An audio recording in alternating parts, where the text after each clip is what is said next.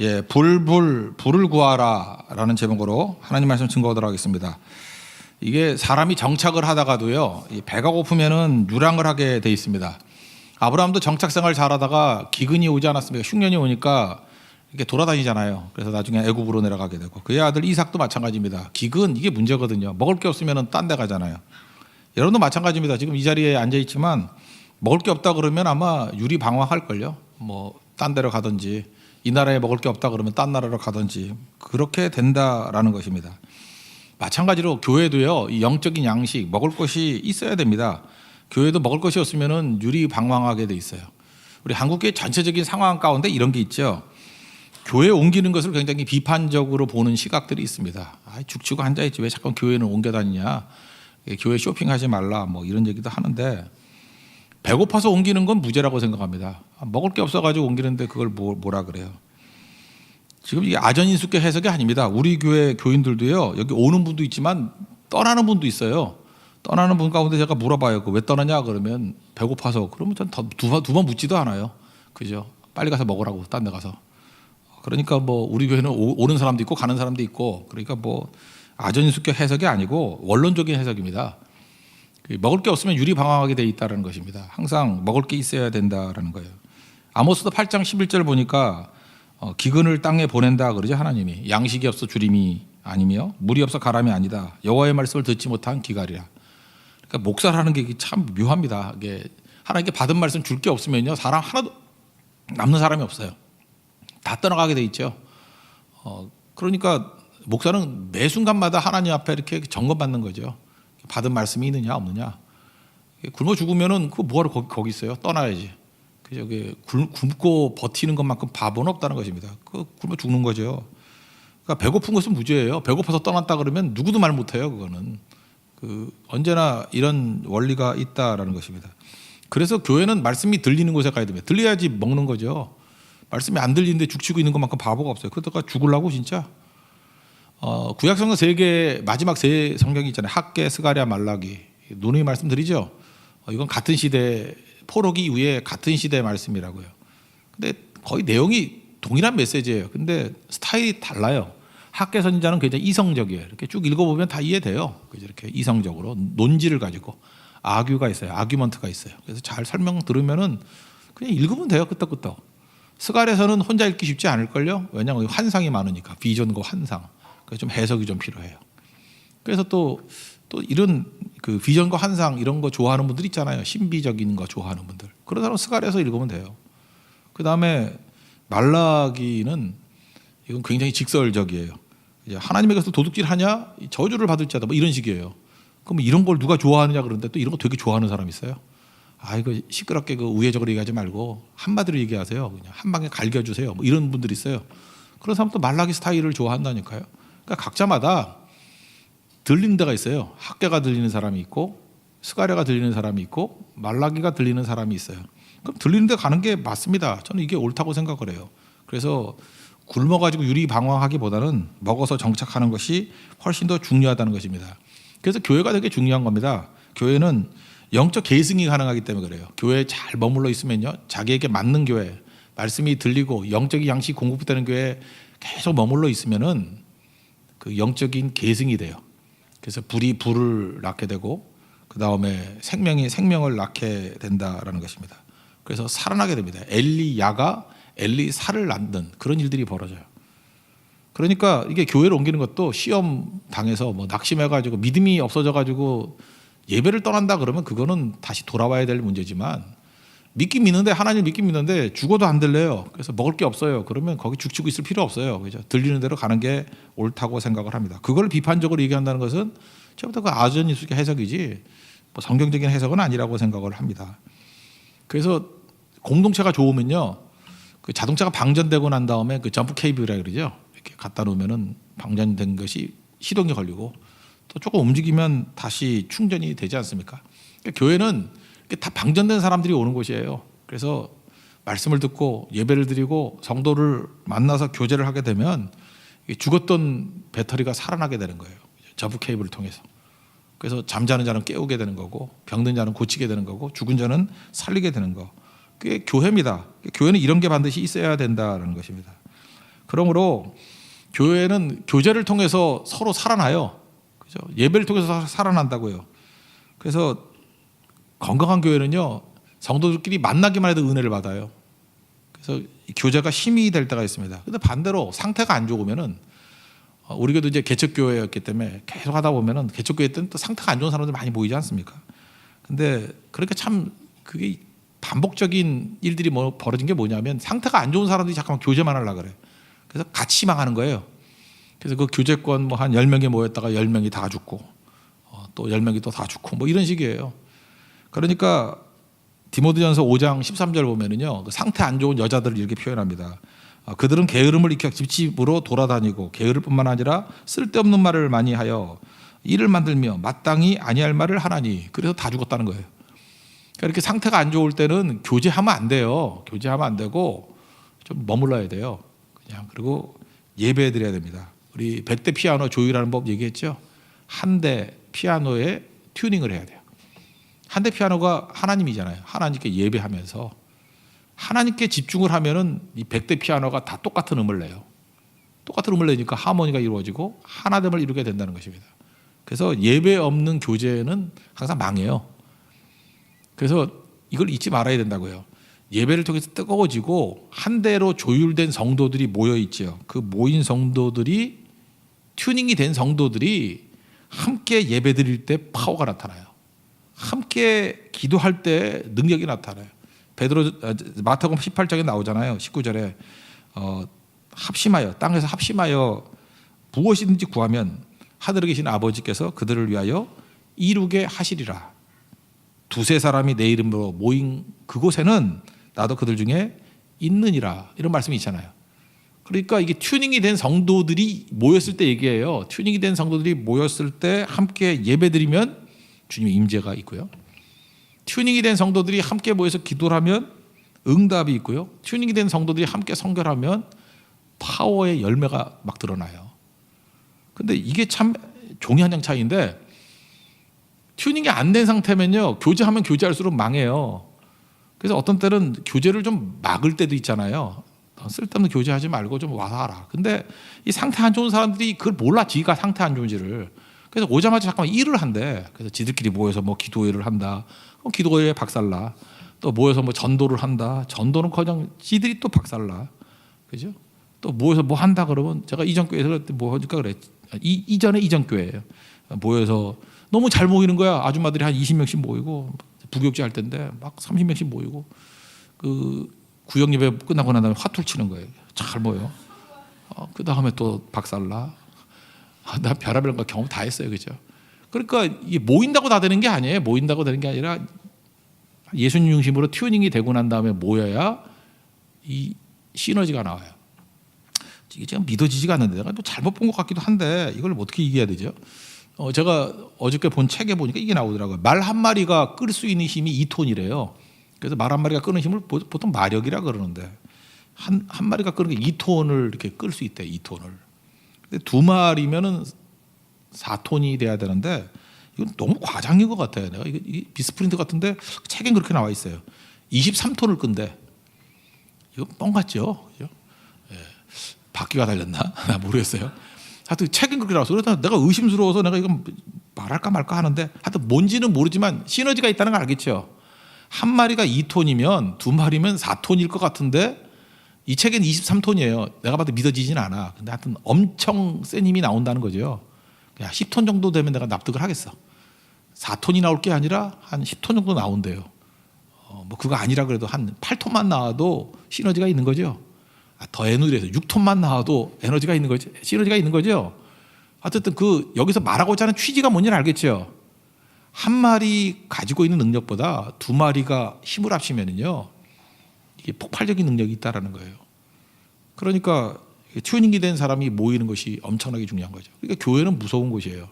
한 사람 한 사람 보면은 무능해 보이고 뭐 별 볼 일 없어 보이고 평범해 보인 사람인데, 하나님을 중심으로 한 대 피아노에 튜닝이 된 사람들이 모여가지고, 그것도 뭐 한 50명, 60명이 이렇게 성결 가거나, 뭐 몇백 명이 모여서 예배를 드리거나, 뭐 몇백 명이 성결 가거나, 뭐 이렇게 되면요, 거의 상상도 못하는 핵폭탄 같은 능력이 나타난다는 거예요. 여러분 그거 무슨 뜻인지 아시겠습니까? 이게 능력이에요. 능력. 그래서 공동체라는 것이 굉장히 중요하다는 것입니다. 공동체가 하는 일이 뭐냐면 엘리야의 능력을 엘리사에게 증폭적으로 전달해 주는 게 그 공동체예요. 그래서 여러분들 혼자 예수 믿는 사람만큼 불행한 사람 없어요. 혼자서는 이런 시너지가 안 남아요. 혼자서 이렇게 뭐 숨어서 다니는 사람들은 기껏해야 그냥 아주 100% 그냥 좋게 봐줘야 간신히 구원받은 믿음 가질까? 간신히 자기 유지할까? 제가 혼자 믿어가지고 믿음이 유지가 될까? 그래서 저도 목사지만 혼자서 자신 없는데, 그죠? 교회는 모여야 되는 거거든요. 모일 때 엄청난 시너지가 나오게 된다는 것입니다. 그래서 손잡고 기도하는 거예요. 그리고 옆에 있는 성도를 만나면 얼마나 반가워요. 그죠? 야, 손잡고 기도하자. 그러면은 너 2톤이지? 우리 둘이 합치면 4톤. 아니야, 23톤. 딱 그러고 기도하는 거예요. 그죠? 23톤 그냥 믿어버립시다. 그죠? 그죠? 틀린 거라도 뭐 믿어가지고 뭐 나쁠 거 없잖아. 그죠? 23톤이 나오는 거야. 둘이 합치면 23톤. 너무한 거 아니야? 근데 나 믿어지지가 않네. 제가 몇 번 확인해 봤어요. 근데 23톤이 나왔길래 이게 뭐 미스프린트인지 모르겠는데 하여튼간에 엄청 파워가 있다고요. 시너지가 있다고요. 그러니까 누구 만나면 손잡아야 돼. 손잡고 기도하자. 손잡고 예배하자. 손잡고 선교하자. 자꾸 이게 모여야 돼. 모이게 만드는 거. 모이는 힘이 얼마나 강력한지를 알아야 된다는 것입니다. 지금 엘리야가 엘리사에게 이렇게 능력을 주면서 갑절의 능력이 임하게 됐잖아요. 이게 증폭된다는 거 아니에요? 막 승법으로 막 나타난다는 거 아니에요? 그래서 교회는 계승이 있어야 돼요. 전파가 있어야 돼요. 전달이 있어야 된다. 그러니까 여러분이 전도하기 시작하면요, 한 사람의 능력을 가지고 진짜 몽골의 칭기스칸 같은 일들이 벌어져요. 복음의 칭기스칸 10만 명 가지고 당시 2억 세계를 지배할 수 있는 그런 일들도 벌어진다고요. 여러분 그게 그냥 상상이 아니에요. 현실로 드러난다는 거예요. 영적 세계는 더 빨라요. 그보다 훨씬 더 어마어마한 능력이 벌어지게 된다는 것입니다. 여러분 그거 믿고 여러분 교회를 사랑하십시오. 교회가 중요한 거예요. 교회가 뭐예요? 성도의 모임이잖아요. 성도의 만남만큼 귀중한 게 없다는 것입니다. 공동체가 모여서 교제하고, 공동체가 모여서 훈련하고, 공동체가 모여서 현장에 나가서 사역하잖아요. 그 모든 것들에 어마어마한 능력이 드러나기 시작한다는 것입니다. 그래서 여러분 진짜 교회를 사랑하는 하나님의 종 되기를 바랍니다. 교회는 능력이 있습니다. 교회를 통해서 여러분들이 인생이 꽃피기 시작한다는 거예요. 교회보다 중요한 건 없습니다. 여러분 그 교회의 축복을 누릴 수 있는 우리 하나님의 종 되기를 바랍니다. 엘리사가 이제 엘리야가 엘리사에게 이제 계승을 하지 않습니까? 엘리사 이야기인데 엘리사가 제일 먼저 하는 게 뭐냐면 결단하고 비우는 거죠. 이거는 열왕기상 19장 스토리입니다. 뭐 겉옷을 던졌다, 사명으로 불렀다 그런 얘기죠. 19절에 보니까 겉옷을 그 위에 던졌더라. 또 그다음에 아버지한테 입 맞추게 하소서. 그랬더니 뭐 익숙한 것과 결별해야 된다는 거죠. 하나님의 일 할 때 여러분 인생 가운데 이렇게 이별하는 게 있어요. 이별하게 되면은 그립고요. 또 아쉬움이 있어요. 하다못해 어디 살던 곳에서 이사만 가도 살던 집이 생각이 나고 아련하게 아쉬움이 있고, 또 새로운 곳에 대한 두려움이 있고. 그래서 여러분들 사람은 종종 이사도 좀 다니는 게 좋아요. 여러분들 뭐 돈이 많아가지고 그냥 우리 집이야 그러고 몇십 년 사는 것도 좋지만, 뭐 전세 살아가지고 2년마다 한 번씩 이렇게 잠깐 돌아다니는 것도 영적으로는 나쁠 거 없어요. 왜 그러냐면 이 옮겨 다니면서 얻는 유익도 커요. 아쉬움 있거든요. 그리고 두려움이 있거든요. 그래서 그때마다 하나님이 이게 스며들어서 일할 수 있는 기회가 많아요. 그래서 우리 인생 가운데 이렇게 고난이 오거나 이렇게 틈이 보이잖아요. 이렇게 크랙에서 빛이 들어오는 거예요. 빛이. 거기에 능력이 드러나게 된다는 거예요. 그죠? 여러분 하나님의 은혜 가운데 좀 그런 것들을 품을 수 있는 우리 하나님의 우리 거룩한 종 되기를 바랍니다. 지금 그 아버지와 이별하라 그러잖아요. 그랬더니 21절을 보니까 19장입니다. 엘리사가 그를 떠나 돌아가서 한 겨리 소를 가져다가 두 마리 잡아다가 소의 기구를 불살라 그 고기를 삶아 백성에게 주어 먹게 하고 일어나 엘리야를 따르며 수종 들었더라. 이별식이 뭐예요? 새로운 것을 향해서 나아가기 위해서 옛 것을 그냥 없애버리는 거죠. 그러니까 12겨리수라 그러니까 꽤 살았던 사람이에요. 가난한 사람은 아니었어요. 엘리사가 꽤 살던 사람인데 엘리야가 부르니까 이별하면서 나머지 밀은 안 가지고 그냥 소 잡아서 나눠주고 삶아주고 왔다라는 거죠. 우리 인생 가운데도 그래요. 하나님께 부르심을 줄 때는 아쉬워도 이렇게 버리고 가야 되는 부분들이 있다라는 것입니다. 여러분 우리를 그릇으로 말하잖아요. 그릇의 효용 어떤 그릇을 쓰시죠? 그릇은 비어 있어야 되죠. 그릇이 뭐 차 있으면 안 돼요. 그래서 하나님께서 우리를 사용하시는 그릇으로 부를 때 우리를 비우는 작업을 해요. 그러니까 비워라. 또 비우고 난 다음에 뭘 하죠? 이제 씻는 거죠. 깨끗해라.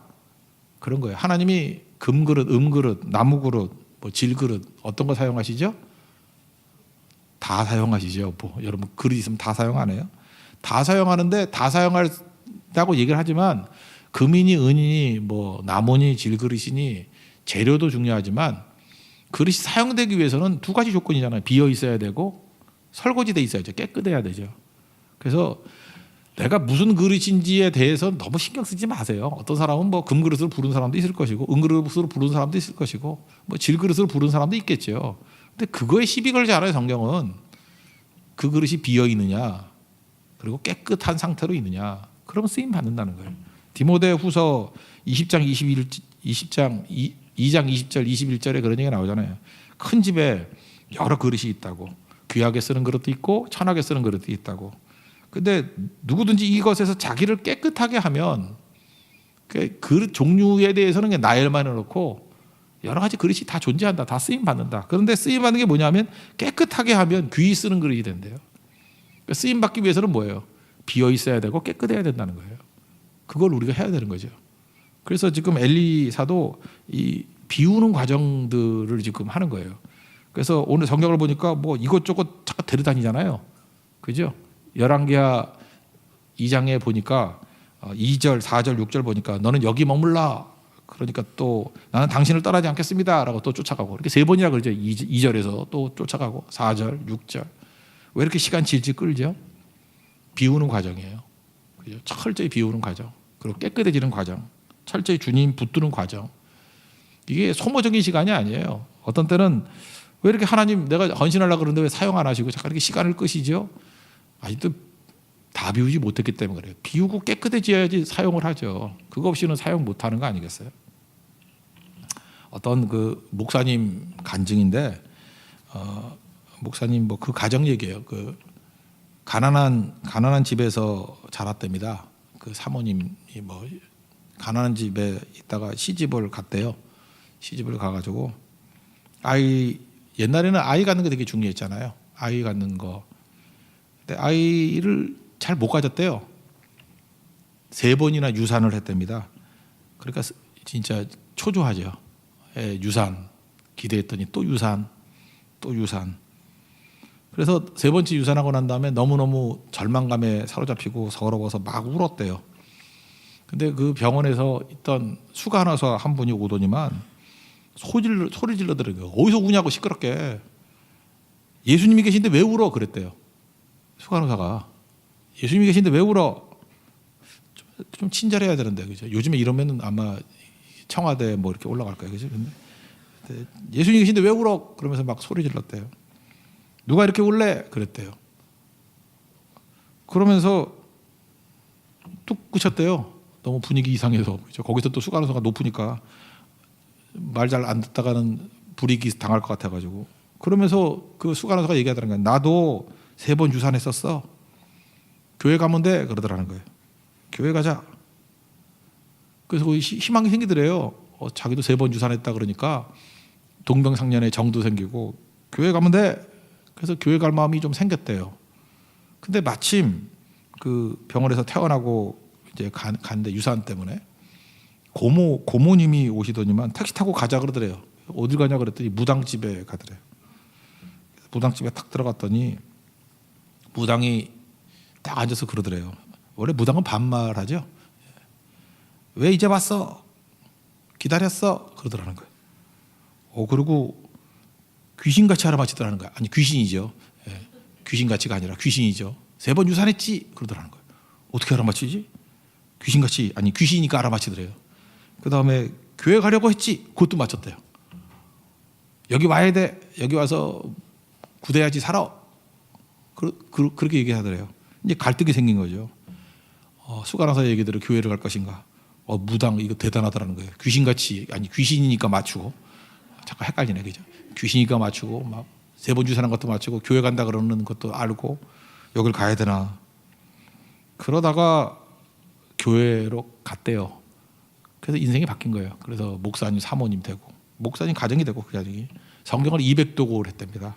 200독을 하고 이남 1녀 낳았는데 아들은 지금 전주대학교 교목이래요. 교목이고 뭐 한옥마을 있는데 거기 뭐 교회가 있는가 봐요. 예능교회라고. 거기 목사님 하고 계신데, 여기 제가 이 얘기를 들어보면서 느꼈던 게 뭐냐 하면은 우상을 버리는 과정이 있어야 되는 거예요. 버리는 과정.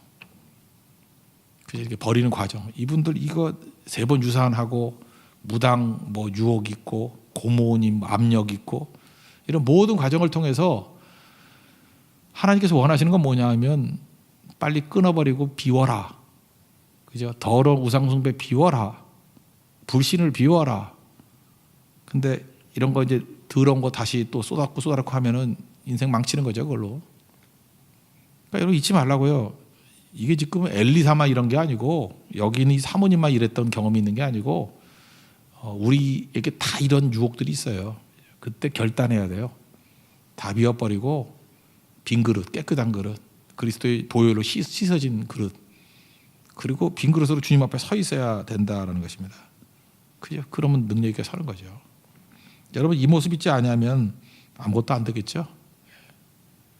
그러고 난 다음에 비웠으니까 그 다음 뭐라 그래요? 이제 묻죠. 엘리야가 9절이 되게 중요한 건데, 내가 내게 어떻게 할지를 구하라. 어떻게 할지 구하라 그랬더니 당신의 성령이 하시는 역사가 갑절이나 내게 있게 하소서. 성령의 역사가 갑절이나. 옛날 성경이 더 좋은 것 같아요. 갑절의 영감을 달라고. 갑절의 성령의 능력을 달라고. 그러니까 비우고 난 다음에 하나님께서 어느 순간인가 이렇게 물어요. 뭘 해주기를 원할까? 그럴 때 구해야 된다는 거예요. 여러분 하나님께서 이렇게 비우는 과정, 또 이렇게 기다리는 과정, 그래서 우리는 그걸 고난이라 그러는데 이렇게 오랜 시간이 걸려요. 그때 시간이 걸리면 나타나는 현상이 뭐냐면 간절함이 생겨요. 간절함. 20살짜리가 결혼하려는 거에 대한 간절함보다는 40살이 결혼에 대한 간절함이 더 심하겠죠. 안 그런가? 그렇죠. 우리 형제도 지금 여기 지금 결혼하겠다고 기도 제목 이렇게 잔뜩 해놨는데, 이 두 형제인데 이 늙은 형제는 너무 간절해. 뭐 이렇게 눈물 같아. 이거 뭐 떨어져 있고. 이 젊은 형제는 너무 가벼워.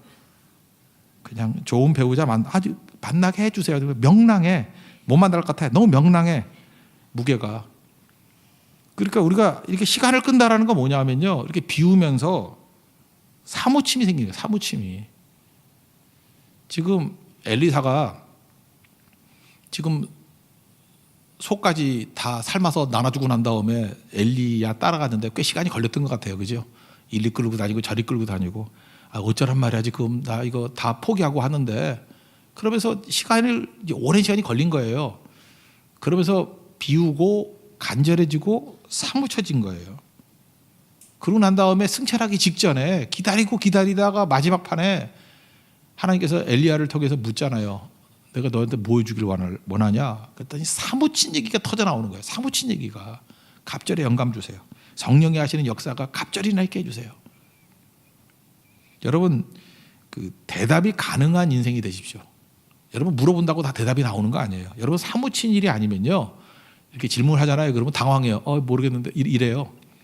여러분 지금 여기서 별일 없는 사람한테, 여기 아까 있는 여기 어떤 형제, 이렇게 젊은 형제 같은데, 그래 그러면 어떤 자매를 만나게 해줄까? 그러면 몰라요. 그냥 아무 이렇게 나온다고. 왜냐하면 대답을 못해요. 사무침이 없으니까. 얘는 사무침이 아니에요. 얘는 겉절이에요. 사무침이 전혀 없어요. 근데 여기 늙은 형제, 이 형제는 딱 말하는 순간에 이미 내가 말해봤는데 이름이 나와요. 자매 이름이 나와요. 그래서 못 물어보겠어. 너무 민망해서. 그 자매 싫어하거든. 이렇게 이름이 막 나와. 이름이. 왜 그냥 사무치니까 답이 나오는 거야. 하나님께서도 마찬가지예요. 여러분에게 이렇게 뭐 해주기를 원하나 이렇게 묻는 순간에 사무친 사람은요, 명확한 답이 나와요. 그래서 예수님께서도 그 병자 고칠 때 보면은 뻔하잖아요. 그 맹인 바디메오한테 무엇을 해주기 원하느냐, 사무친 얘기가 나오잖아요. 기도하는 사람은 사무친 얘기가 나와요. 보기를 원합니다. 그때 믿음이 너를 구원했다, 그렇게 나오잖아요. 근데 그 요한복음 5장 같은 데 보면은 그 연못에 불이 동할 때 뭐 들어간다, 뭐 이런 그죠? 베데스다 연못에 있던 뭐 오래된 환자 보여주길 원하느냐 이렇게 물을 때 핑계만 대잖아요. 사람들이 새치게 합니다. 뭐 그죠? 저 사람이 다 방해합니다. 자기가 지금 예수님이 고쳐준다는 얘기 그 대답을 못해요. 물어볼 때 엉뚱한 얘기하고 있다고. 왜 그러죠? 기도가 없어요. 사무침이 없다고. 여러분 하나님 앞에서 이렇게 고난이 길어지거나 기다림이 길어지면 기도로 하나님 앞에 서 있는 백성은요 탁 건들면은 무엇을 원하는지가 한 문장으로 나와요. 한 단어로 탁 튀어나와. 근데 그게 없는 사람은요 그 베데스다 연못에 있는 그런 한심한 환자하고 똑같다고. 무엇이 원할래 그러면 횡설수설하고 있어. 제가 볼 때 아직도 멀었어요. 더 죽어라 굴러야 돼요. 그리고 기껏 구한다라는 게 무엇을 먹을까, 무엇을 마실까, 무엇을 입을까 그거 구한다 그러면 진짜 만두죠, 속 터지죠, 김밥이죠, 옆구리 터지죠. 하나님이 김밥 많은 심정, 만두 많은 심정이에요. 그 터지는 심정 같지 않게 명확하게 구하는 모습이 있기를 원합니다. 솔로몬도 봐요. 솔로몬이 1천 번제를 드렸다. 진실된 예배 드렸다는 거 아니에요. 사무친 거죠. 막내고 왕이 될 수 없는 조건이었어요. 하나님의 넘치는 은혜로 말미암아 왕이 되었어요. 두려움이 있는 거예요. 그리고 하나님께 기도했다고. 그러고 난 다음에 하나님께서 묻잖아요. 뭐 해주길 원할까? 그러면 듣는 마음을 주시사. 그게 지혜거든요. 백성을 잘 재판하게 해주시고 선악을 분별하게 해주세요. 이거요 아무나 대답하는 거 아니에요. 사무친 대답이에요. 사무친 대답. 그러니까 툭 건드리니까 이건 평상시에 이걸 구했던 거예요. 그래서 이게 나오는 거예요. 하나님께서 여러분 응답을 언제 주시냐면요 이렇게 불붙은 한 말씀을 붙들고 있을 때 그게 응답이 되는 거예요. 사무친 한마디가 나올 때 이게 응답이 되는 거예요. 응답은 하나님이 주신다기보다도 내 안에서 불이 붙어 있는 게 응답이 되는 거예요. 내 안에서 이렇게 사무친 게 응답이 되는 거예요. 하나님께서 그 과정을 만들어 주신 거예요. 하나님이 우리 사랑하시는 자녀들인데 왜 응답을 안 주겠어요? 그때 응답을 줘야 그 사람이 사는 거예요. 그 사람이 일이 풀리는 거라고. 엘리사에게 아무 때나 뭐 갑절의 영감 줘봐야 그 안 됐다고요. 사무치고 어느 때까지 사무쳤냐면 엘리야가 이제 승천해서 끝장 몰라 그러는 마지막 순간에 그때 붙잖아요. 마지막 한 번밖에 없는 거예요. 그게 한 번밖에 없는 거예요. 마치 토트넘과 아약스가 그죠 5천 원 겨놓고 뭐래 시간 넘었는데 그죠. 마지막 한 골 넣어가지고 뭐 챔피언십 뭐 올라갔잖아요, 그죠? 그런 거 똑같이 이 마지막 순간이 마지막 순간, 그죠? 끝나기 직전에 갑절의 영감을 원합니다. 이게 사무친 대답이거든요. 여러분 사무친 이런 대답이 있어야 돼요. 그 여러분이 이 가슴 속에 불 붙는 게 있어야 돼요. 불 붙는 한 말씀, 그게 우리를 재생시키는 힘이 있고요. 다시 일으키는 힘이 있다라는 것입니다. 여러분 오늘 그래서 철학기도 같은 게 중요한 거예요. 처음에는 횡설수설합니다. 중언부언하고 뭔 소리인지도 모르고 뭐 졸다 깨다 그죠? 시계 쳐다보고 왜 이렇게 시간이 안 가나? 이 목사님은 15분 기도하자 그래놓고 왜 30분을 하나? 그거 갖고 고민을 하고 있고 시계를 보는 거야 안 보는 거야? 말해줄까 말까? 이러다가 뭐 지금 뭐 시간 다 보내면 안 되죠, 그죠? 근데 어느 순간 기도하다가 보면요 불이 임해요. 불이 가슴에 불이 임한다니까요. 저는 그래서 기도할 때 이게 불이 임한 거는 이미 이루어졌다고 선언을 하잖아요. 불이 임하는 순간에 이건 된 거예요. 선교 갈 때마다 지난번에 네팔 갈 때 그랬어요. 불이 임했던 거 가니까 현장이 그렇게 되잖아요. 그대로. 말레이시아 기도 더 해야겠어. 아직까지 불이 안 임했어. 지금 뭐가 된지 잘 모르겠어요. 정리가 안 되고 있어요. 지금 이제 하나님께서 이제 시간이 남아서 그런가 봐. 한 이제 열흘 남았잖아요. 불이 임해야 돼. 불이 임하고 확신 갖고 나가는 거예요. 불이 있어야 돼. 불이 붙어 있는 인생이 돼야 돼요. 여러분 그래서 리더는요 딴 게 없어요. 리더의 조건이 뭐냐면 가슴을 열어 제치면 불이 있어야 돼요. 불이 있어야 리더지. 불 없는 사람이 무슨 리더예요. 불이 있어야 된다고. 여러분 회사의 그 사장님이십니까? 뭐 이렇게 리더십니까? 불이 있어야 돼. 그래야 그 회사 살아요. 뭐 조급원들이 뭐 잘 뛰고 안 하는 거 문제가 아니에요. 리더는 딴 거 아니에요. 삽질하는 거 아니고 불이 그를 이끌어가는 거라고요. 사무침에서 불이 나오는 거예요. 이거 없으면 아무것도 안 되는 거죠. 불에 대한 이 사무침 이런 게 필요한 거죠. 이게 영감의 영감. 그게 갑절의 영감을 주십시오. 이런 거죠. 그 오병의 기적도 마찬가지 아니에요. 앉아가지고 불이 없으니까 제자들은 분석만 하고 있잖아요. 누가 분석하래? 예수님께서 너희가 먹을 것을 주라 그럴 때 불가능한 얘기 아니에요. 우리가 어떻게 먹을 걸 줘야 이 5천 명 남자 여자 다 합쳐놓으면 애까지 합치면 2만 명쯤 될 건데 이걸 어떻게 먹여요? 안 되니까 하나님께 매달리고 매달리면 불이 확 올라올 거 아니에요. 예수님이 불이 임한 거 아니에요?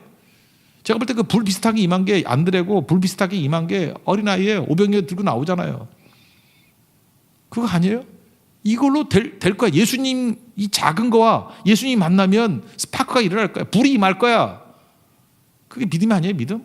그래서 어린아이의 믿음 그 위에 하나님께서 일하시잖아요. 인생 되는 사람들 보면 다 이거예요. 불이에요, 불. 불 없는 인생은 아무것도 아니라는 것입니다. 불이 나면 변하지 않을 게 없어요. 한 시대 19세기가 뭐 선교의 세기라고 그러잖아요, 미국에. 그때 그 헤이스텍 무브먼트 건축도 및 기도했던 사람들 한번 보세요. 그 시무원부터 시작해서 5명 그 꼬마이들. 걔들이 불이 임한 거 아니에요? 비 피하자고 들어가가지고 추우니까 기도를 하자 그러다가 불이 임했어요. 거기에 불이. 그들이 불이 임해가지고 확신 가졌던 그 5명이요. 한 시대를 100년을 지배했어요. 선교의 시대로. 그 영향으로 우리나라에도 아펜젤러 언더도 온 거예요. 엄청난 거 아니에요? 불이에요, 불. 불만 임하면요. 마귀의 견고한 진, 바벨론 같은 진, 로마 같은 진도 박살이 나요. 그 이제 견고한 진도 무너뜨리는 하나님의 능력이라. 이게 불이에요, 불. 엘리사가 이 불 받으니까 진짜 사역을 엄청나게 행하지 않습니까? 능력 가운데 행하지 않아요? 여기 겉옷이라 그러는데 8절에도 겉옷이 나오고 14절에도 겉옷이 나오는데 불이 임했을 때 겉옷 이건 능력이거든요. 똑같은 겉옷인데 달라요. 겉옷 갖고 치니까 물이 갈라지잖아요. 엘리사 같은 능력이 임하게 되었죠. 이 불이에요, 불. 불 받은 겉옷과 평범한 겉옷 다른 거예요. 여러분 모세 지팡이 아무것도 아닌데 불 받은 지팡이 하나님 지팡이가 됐어요. 홍해를 가르고 이스라엘을 인도하는 능력이 되었고요. 여러분 똑같아요. 여러분 지금 하고 있는 직업도 그냥 불 없는 맹탕들은 그냥 먹고 살기 바쁜 거예요. 그거. 근데 하나님께서 불이 임하면요. 그게 그 전체를 다 살리는 통로가 돼요. 그게 여호수아에게는 말씀이었어요. 말씀이 임하니까 그 말씀으로 사람들을 살리고 엘리야는 겉옷이었어요. 불이 임한 겉옷과 그렇지 않은 겉옷 이게 달랐다는 것입니다. 여러분들 이런 불이 임하는 우리 하나님의 종 되길 바랍니다. 그래서 오늘 기도가 그거예요. 하나님 불이 임하게 해 주십시오. 내 삶에 이 겉옷에 불 붙은 겉옷이 되게 해 주십시오.